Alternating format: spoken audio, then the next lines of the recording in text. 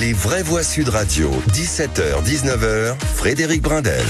Vous participez, on est bien d'accord. Alors déjà la consultation, dans un instant je vais vous le rappeler, c'est sur le compte X de Sud Radio, sur également le site internet de Sud Radio, mais bien sûr Zach est là au standard au 0826 300 300. Vous donnez votre point de vue. Bon, s'il est respectueux, clair, vous êtes prioritaire, on ne peut pas dire mieux.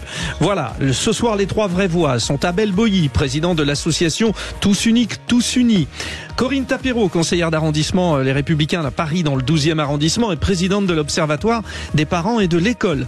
Et puis Jérémy Stubbs, spécialiste du Royaume-Uni et directeur adjoint à la rédaction de Causeur. Ils sont prêts, vous êtes prêts, je suis prêt. C'est parti. Les vraies voix Sud Radio, le grand débat du jour. Le ministre de l'Intérieur démissionnaire, Gérald Darmanin, intervient une nouvelle fois pour faire pression sur un lieu de culte, en l'occurrence une mosquée des quartiers nord de Marseille. L'imam français qui y prêche fait l'objet de polémiques depuis plusieurs années. La mosquée des Bleuets est sous le coup d'une procédure de fermeture administrative diligentée par la préfecture de police des Bouches-du-Rhône. Pour mémoire, la loi de séparation de l'Église et de l'État prévoit que les établissements publics du culte, jusque-là chargés de la gestion des lieux de culte, c'est ce que dit la loi, doivent être remplacés par des associations cultuelles qui relèvent de la loi de 1901 sur les associations. Pourtant, l'État doit redoubler de vigilance. Aussi, nous vous posons la question, l'État doit-il gérer les lieux de culte ? Tout de suite, vous nous donnez votre point de vue. Ça pose pas mal de questions. Peut-être Jérémy Stubbs, alors on profite de votre présence parce que nous, il y a la sacro-sainte laïcité en France, par exemple en Grande-Bretagne, la religion fait partie des préceptes de l'État. Oui, c'est l'Église d'Angleterre qui fait partie de l'État en quelque sorte. Et certains des évêques sont présents dans l'équivalent du Sénat et peuvent donner leur avis sur des questions politiques. Et je dois dire, la plupart de ces évêques se situent plutôt à gauche. Ce qui n'est pas nécessairement très égalitaire, on peut dire. En revanche, on sait qu'il y a la laïcité en France et qu'il y a une séparation. Il y a eu récemment une autre loi surnommée sur le séparatisme. La France a toujours essayé d'être claire sur les frontières. Et je pense que l'État ici n'a pas à s'immiscer dans des questions purement religieuses, mais les religieux n'ont pas à empiéter sur des questions politiques. Et ça, c'est bien. Alors, juste une précision, parce que le cas britannique nous intéresse. Bon, on parle de représentants de la religion officielle en Grande-Bretagne, qui est l'anglicanisme, on est d'accord, mais il n'y a aucune autre religion qui est représentée dans les instances politiques en Grande-Bretagne. Aucune autre. Pas par son statut religieux, non. Voilà, donc ça c'est important. Alors, peut-être, rappelons, il y a eu un rapport du Sénat qui dit que 90% des édifices du culte catholique sont la propriété des communes, alors que ce chiffre ne représente que 12% pour le culte protestant, donc autre religion chrétienne, 3% pour le culte juif et 0% pour le culte bouddhiste et le culte musulman. Donc, rapport du Sénat. Ça veut dire quand même, Corinne Tapero, quand on a la main sur un lieu de culte, on sait peut-être un peu plus ce qui s'y passe aussi. Je pense pas que le fait de financer un bâtiment vous permette de savoir ce qui se passe à l'intérieur. C'est pas étonnant qu'il n'y ait que 3% de financement en France, puisqu'il y a une partie qui est prise en charge dans le cadre du Concordat en Alsace, Alsace-Lorraine, Alsace-Moselle. Oui. Et donc on a ces divergences. Il y a les bâtiments qui sont classés monuments historiques, enfin qui relèvent un peu du patrimoine français, qui sont financés. Je pense notamment à la grande synagogue de la Victoire, qui fait partie du patrimoine et peut-être de 3 autres. Mais on n'a pas du tout d'imprégnation du pouvoir politique à l'intérieur. En revanche, ce qui est extrêmement inquiétant, c'est qu'on a effectivement la loi de séparation de l'Église en termes généraux et de l'État qui date de 1904, et on a eu cette loi séparatisme en 2021 qui repose les fondements de la laïcité, non pas du vivre ensemble, parce que c'est une expression qui est très exaspérante, mais de la cohésion sociale, de préserver la cohésion sociale. On ne peut pas se satisfaire et se réveiller 7 ans après. Je voudrais quand même rappeler que la Macronie est en place depuis plus de 7 ans. Sur les propos d'un imam qui, depuis 7 ans, profère des propos sexistes, violents, de discrimination à l'égard des femmes et vraisemblablement peut-être aussi à l'égard des homosexuels et je ne sais quoi d'autre, antisémites, et qui a toujours soutenu une certaine forme de mensuétude à l'égard des mouvements plus ou moins terroristes. Donc là, en l'occurrence, donc pour bien repréciser, il s'agit de l'imam Benjilali qui est donc à la tête de cette mosquée des Bleuets à Marseille, pour laquelle donc il y a cette procédure administrative. Mais le fait de le payer ne l'empêcherait pas de parler, de toute façon. Donc quand il y a eu les attentats, il y a quand même eu pas mal de visites de mosquées pour voir comment se passaient les prêches. Il n'y avait pas des propos qui étaient tendancieux, entraînant les jeunes à aller au djihad. Je pense que ce n'est pas de payer qui va l'empêcher. Je crois qu'il y a un vrai travail de fond à faire. Savoir qui sont réellement ces imams. Est-ce qu'ils sont autoproclamés? Est-ce qu'ils suivent une école? Est-ce qu'il y a une tradition un petit peu séculaire, entre guillemets, puisque c'est pas tout à fait le cas dans l'islam, mais il y a des vraies questions qui se posent. Corinne Tapiro, ça nécessite peut-être d'avoir l'œil dessus. Alors, vous avez dit le fait de les payer, est-ce que ça permet d'avoir un droit? Moi, je vais poser la question justement à Abel Boilly. Je le rappelle, Abel Boilly, vous avez cette association Tous Uniques, Tous Unis, dont la vocation est d'un travail de proximité auprès des quartiers. Est-ce que, justement, et ça avait été une question posée d'ailleurs à l'époque par Nicolas Sarkozy, le fait de s'occuper de la formation, d'avoir un peu la main, peut-être d'investir, ça empêche d'avoir des intrusions étrangères. C'est ça l'idée aussi. Moi, je pense qu'à défaut de gérer, le ministère de l'Intérieur doit avoir un œil plus avisé. Puisqu'avant de répondre à votre question, il y a une chose dont les Français en marrent, c'est que lorsque des individus comme ça sont mis à nu sur la place publique, on se rend compte en fait qu'ils étaient connus depuis des années et qu'en réalité, ça fait des années qu'ils étaient dans cette propagande fallacieuse. Moi, je pense de façon plus globale que le fait religieux, les représentants du fait religieux doivent faire leur aggiornamento. Qu'est-ce que je vois sur le terrain? Moi, je peux voir des imams, des bons imams, des pasteurs, des bons pasteurs qui sont inquiets d'une chose. Parce que il y a ce qui se passe dans les lieux de culte, mais il y a aussi les prédicateurs TikTok, comme on aime les appeler, voilà. Donc il était très actif sur les réseaux sociaux d'ailleurs. Enfin, il est très actif, cet imam. Comme vous avez dit, on ne pourra pas les empêcher de parler en réalité.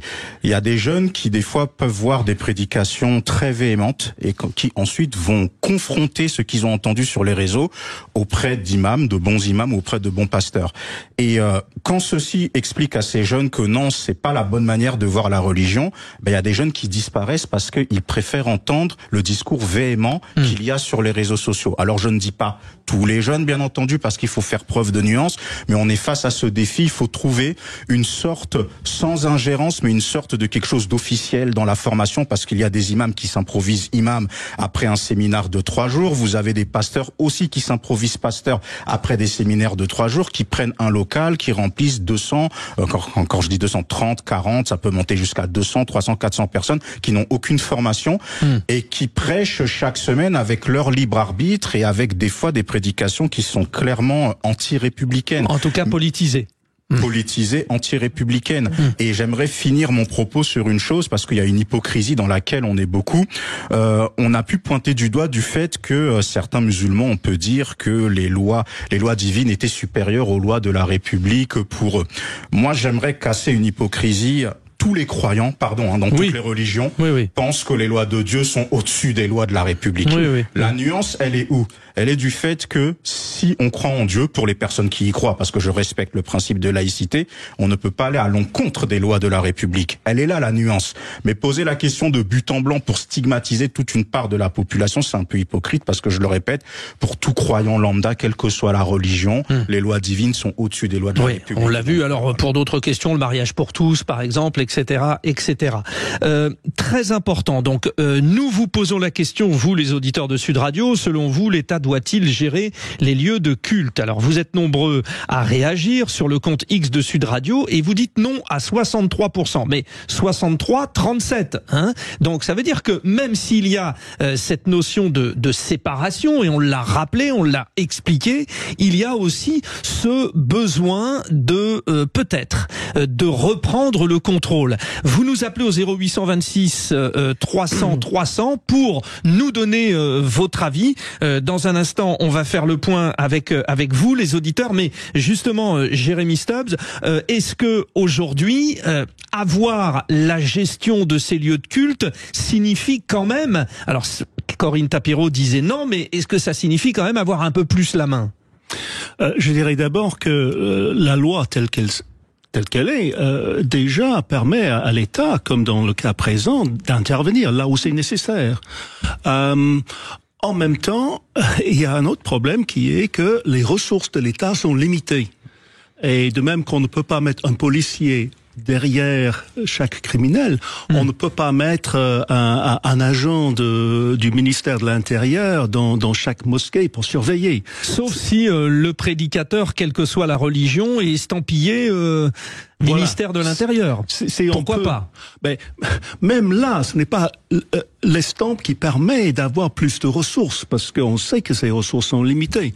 Ce qui est vrai quand même, c'est que, par exemple, dans l'Église catholique, il y a une centralisation et une hiérarchie qui permet à l'Église d'exercer un certain contrôle sur ce que font, ce que disent ses prêtres. L'islam est plus décentralisé, il n'y a pas la même hiérarchie exactement en France, donc ça peut créer un problème supplémentaire qui va être avec nous pendant longtemps, à mon avis. Alors 0826 300 300, nous sommes avec Emmanuel, notre auditeur fil rouge. Bon, Emmanuel, vous avez entendu les différents points de vue. Alors évidemment, dans cette question, il n'est pas dans notre idée de dire est-ce que la laïcité ça tient ou pas, mais quand même d'avoir un minimum de mainmise sur ou pas. Vous, qu'en pensez-vous? Alors, deux choses, Frédéric. La première, c'est que depuis la loi de 1905, ce sont les associations diocésaines, avec l'aide du Vatican, qui payent les prêtres. Ça, c'est un point important. Deuxièmement, depuis la loi de 1905, les nouvelles cathédrales sont financées par des associations diocésaines, de la même manière qu'aujourd'hui les mosquées le sont. Maintenant, la deuxième chose que je voudrais dire, c'est une toute petite mise au point.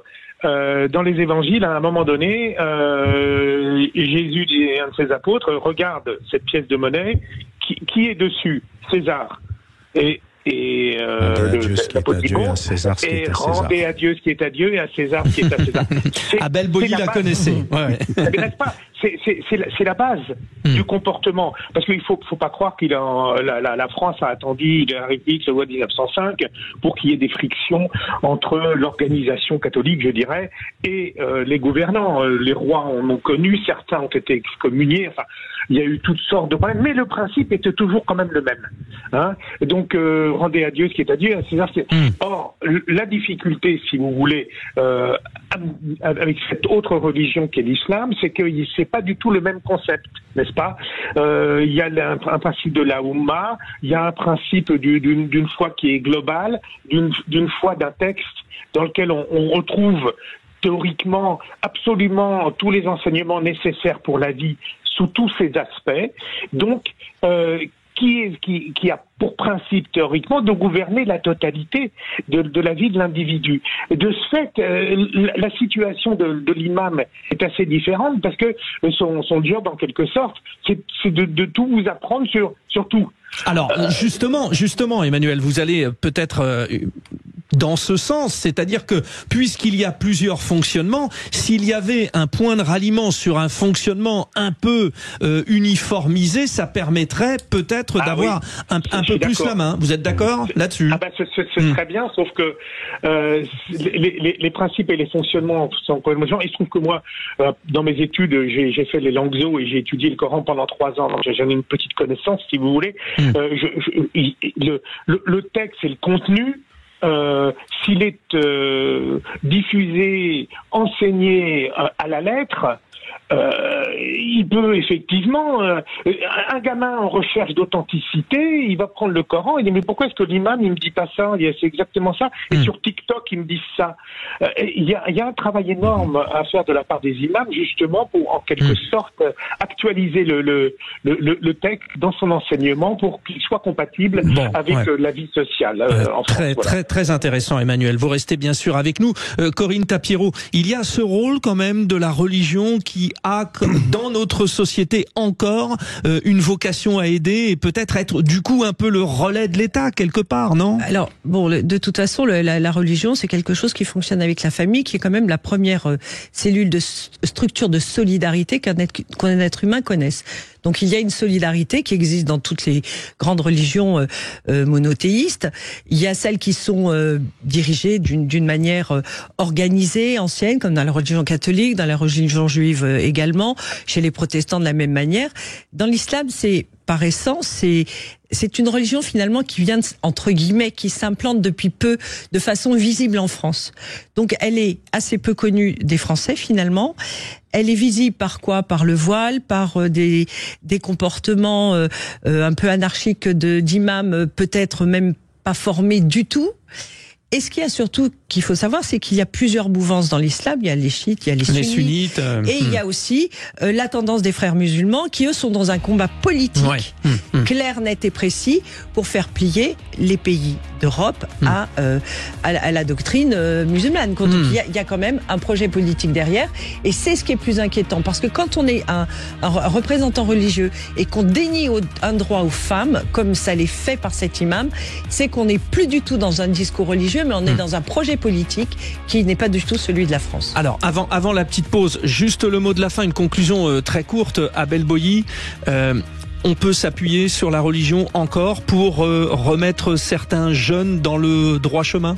On peut s'appuyer tant que ça ne s'oppose pas au principe, puisqu'on est en France, de la laïcité et du respect des règles communes. Donc voilà, c'est aussi simple que ça. Et il est vrai que les responsables religieux, dans cet aggiornamento que je demande aussi, doivent aussi imbriquer plus de citoyenneté à la spiritualité. Ouais, et très important. D'où cette question, hein. Vous voyez, il faut quand même se la poser. Alors bon, vous avez dit donc non, pas de gestion de l'état des lieux de culte à 63%.